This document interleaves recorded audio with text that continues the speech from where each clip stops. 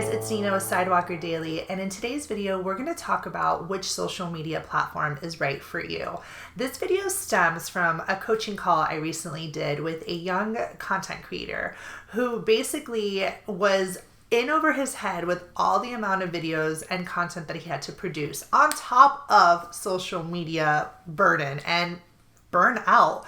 And I think one of the things we realized on this call was he was just spreading himself too thin on social, which led me to think, okay, I need to do a video on talking about the different platforms that are available and kind of giving you like a little bit of the pros and cons, and just so that you can make the best decision for you and not feel like you need to be on every platform.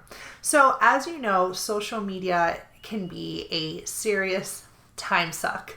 Yeah, I said it. And I'm in this space and I get it. You know, I've worked with social media, from posting on hotels' accounts and running big social media campaigns. And I understand that if you don't have a social media agency at your disposal, which if you're a content creator and influencer, you are a one-man show. You have to do everything from taking the content to planning it out, to posting, to captions, to scheduling. I mean, there's a lot that goes into it. And I think that a lot of times we fall into the trap of feeling like we need to do it all. And I'm here today to tell you that you don't. I typically like to advise my clients to stick to 2 accounts. I would even say, people may disagree, but if you can only do one and do it really, really, really, really well, I would even advise that. Like, it's risky to do one because it's like just putting in all your eggs in one basket. That's why I say 2. But you know, because you want to diversify. But if you're involved in all the unless your main job is like social media and you can dedicate all your time to it, then, you know, you have the luxury to participating in all the platforms that exist. But if you are a one-man show, then you need to trim down. I think the biggest question in deciding which platform to choose is, where does my audience live, right? So if you're targeting, you know, millennials or people who are, you know, you have a product that you can afford to take really beautiful photos of, or you have a lifestyle that you're trying to portray, but you're on the content creator side, of course, Instagram would make sense for you. But if you guys have, you know, if you're targeting an audience that doesn't live on Instagram, like, I don't know about you guys, but the people that I've worked with that are like in the boomer market, that are a bit older, they prefer Facebook. So if I'm investing all this time and money into trying to find them on Instagram, it may not be as successful that if you focused your time on Facebook. And I'm going to go through all the platforms and talk about them. But the idea is to have, you know, for you guys to think, where does my audience live? Because that is going to be where you can dedicate time to finding them. Let's start with Instagram. So many people's favorite social media drug of choice. And I say drug as a joke, obviously, but Instagram is kind of where it's at for so many of us. Do I think everyone should be on Instagram? Probably not. And I will explain why. So first of all, Instagram is great for building your public persona. So if you are a forward-facing person that wants to be, you know, make it about you, you are your own brand, Instagram is a great place for you to thrive. It's a great place for you to build community. It's also a great place for you to show people like the behind the scenes of what you do. And this can be for brands as well, you know, the behind the scenes of a photo shoot or the behind the scenes of like a typical workday. People feel Instagram creates those relationships, authentic relationships. And it does, because I don't know about you guys, but like Instagram is definitely a place where I feel like I know people who I follow, even though I don't, which is kind of creepy. But, you know, that's kind of where it's at. And people like to hang out on Instagram. We have a joke that we're like, Instagram's kind of like a coffee shop. People just hang out there all day. But are people buying all day? I don't know. I find that it's a lot of mindless scrolling and just like a lot of spending time on it, but not necessarily taking action.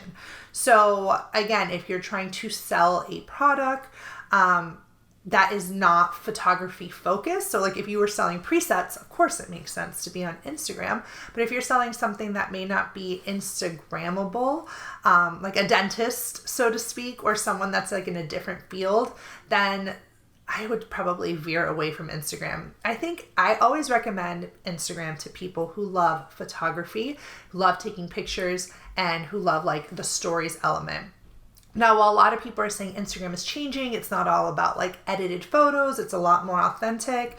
While that is true, Instagram is still a pictures place. It's photos. And if you're taking crappy photos, so I know it sounds mean, but if you're not taking good content, why would people want to follow unless it's you, they're following you as a person, and that is different.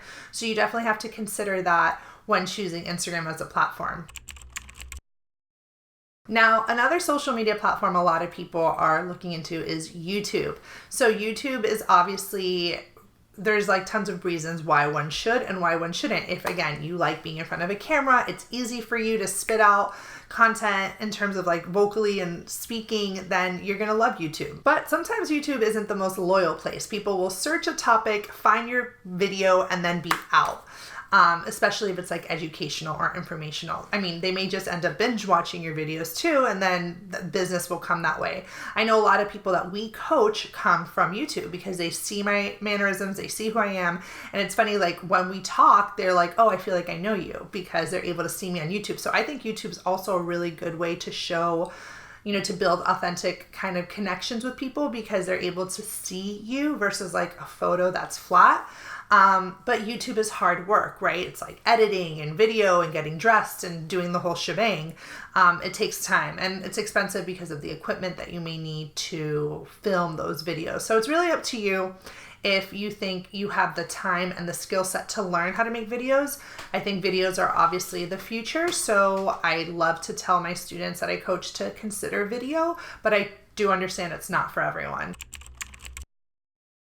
So Facebook, a lot of people will be like, Facebook is dead, I don't really use it anymore. Okay, a bunch of things. One, if you're reaching out to an older demo, Facebook is alive and well. People are definitely on Facebook as much as they are on Instagram. It's just a little bit more newsworthy. You see like less necessarily photos, but more status updates. And that's also a way to build that connection with your follower. Facebook groups are also poppin'. I think for people who are looking to build community, a Facebook group is a great way to do so. If you're an influencer or a content creator and you want to do Instagram as like your photography place, but like use a Facebook group to build, I guess like a different connection, because everyone can get together and ask questions and you can like lead conversation. Facebook is also a great place for you guys to start.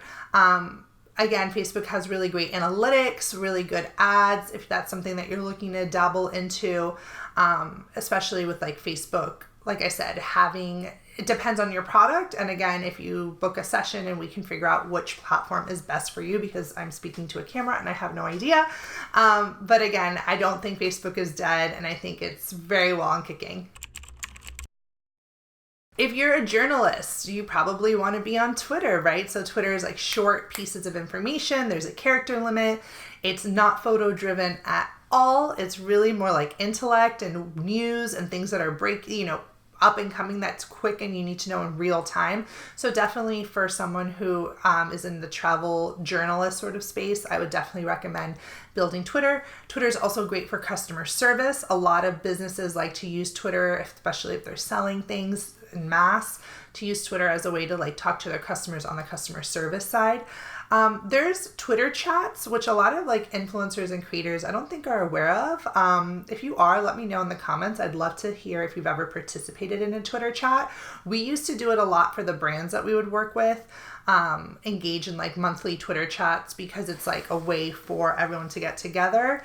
So I think if you're on Twitter and you're engaging in Twitter chats and you're retweeting and really participating and putting in the time and effort, especially if you're a writer and more on the writing side, I think Twitter is a great place for you to participate in.